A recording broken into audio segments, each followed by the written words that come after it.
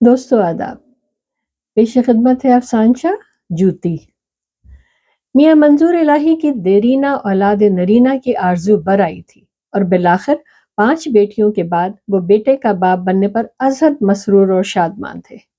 اب وہ بھی معاشرے میں گردن اکڑا کر اور سینہ پھلا کر چل سکیں گے کہ ان کے ماتھے پر مردانگی کی کلغی سج گئی تھی۔ چلو بھائی چلو، جلدی کرو، عصر کا وقت تنگ ہے۔ لوگوں نے کلمہ شہادت پڑھتے ہوئے شمشاد کا ڈولا اٹھایا اور مسجد کی طرف تیز قدموں سے چل پڑے۔ منظور الہی اور شمشاد کا 15 سالوں کا ساتھ تھا، اور ساتھ بھی بالکل مالک اور گیا جیسا۔ سو گیا مالک کی آرزو برلانے کو جانوار گئی۔ ابھی شمشاد کا 10واں بھی نہ گزرا تھا کہ گھر داری کے لیے نئی عورت گھر آ گئی۔ پاؤں سلامت، جوتی ہزار، از قلم شاہین کمال۔